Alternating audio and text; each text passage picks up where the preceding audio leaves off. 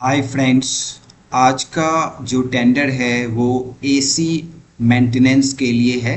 तो यहाँ पर देखेंगे एएमसी जारी किया गया है, annual comprehensive maintenance of precious type of air conditioning unit in Delhi. ठीक है, तो ये कहाँ पर एयर कंडीशन का सर्विसिंग होना है, comprehensive repair and maintenance of electrical and maintenance services installed at doctor Hedgewar आरोग्य संस्थान करकरडुमा में है ये, है ना। तो replacement of non functional part of the pieces and, है ना। तो नॉन जो फंक्शनल पार्ट हैं एसी के जो काम कर नहीं रहे हैं उसको भी आपको चेंज करना है एंड सर्विसिंग करनी है, इंस्टॉलेशन करना है। तो ये एसी का जो है ये एएमसी जारी किया गया है और इसमें जो वैल्यू है टेंडर का 11,89,000 रुपये का है ये। और ईएमडी अमाउंट आपको 23,798 रुपये भरने होंगे जो रिफंडेबल है। लास्ट डेट है टेंडर को सबमिट करने का 30 मई 2026।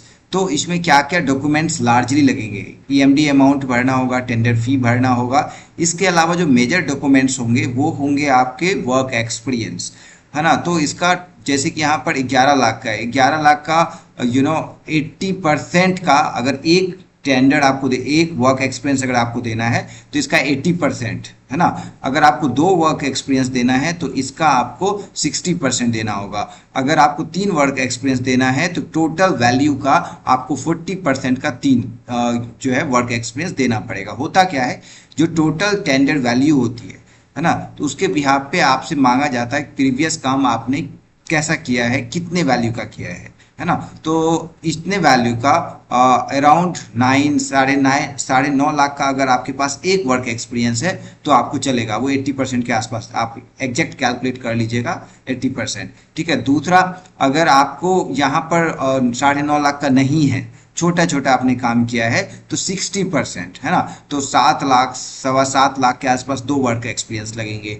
अगर यहाँ पर आपके पास 7.5 का भी नहीं है तो आपको 40% इसका जो है अराउंड 5 लाख का 3 वर्क एक्सपीरियंस आपको यहाँ पर देना पड़ेगा। इसके अलावा जो बेसिक कंप्लाइंसेस होते हैं, जीएसटी रजिस्ट्रेशन, इसके अलावा आधार, पैन रजिस्ट्रेशन, ये सारी चीज़ें, पीएफ ग्रेच्युटी अगर आपके बड़े कंपनी हो तो ये सारी चीज़ें जो है डॉक्यूमेंट अगर नहीं भी है तो नोटरी से ये सब बन जाएगा।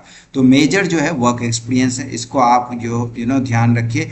और इस टेंडर को बीओक्यू है, यहाँ पर पूरा डिटेल डालिए, सारा अपडेट आपको मिल जाएगा। लेकिन टाइम कम है, तो 30 मई है ना। 30 मई को ही I think technical bid open हो जाएगा। टेक्निकल बिड में क्या होता है, जो डॉक्यूमेंट मांगा है, जो कोटेशन मांगा है, जो बीओक्यू है, उसके अकॉर्डिंग अगर आपने डॉक्यूमेंट और टेंडर सबमिट किया है तो आपका टेक्निकल बिड क्वालिफाई हो जाएगा। ठीक है। टेक्निकल बिड क्वालिफाई हो गया, दैट मीन्स आपके सारे डॉक्यूमेंट्स एवरीथिंग परफेक्ट हैं। ठीक है, as per the tender requirement.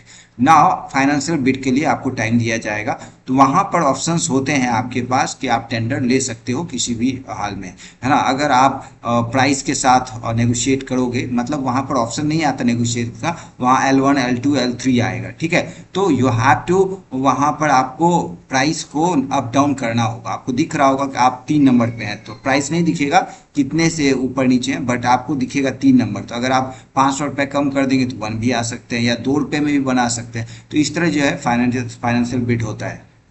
मैंने काफ़ी सारा टेंडर भरा हुआ है। If you need any kind of guidance और suggestion, you can text me. My WhatsApp number is given in the description box. So good luck. Thanks for watching this video. Thank you, friends.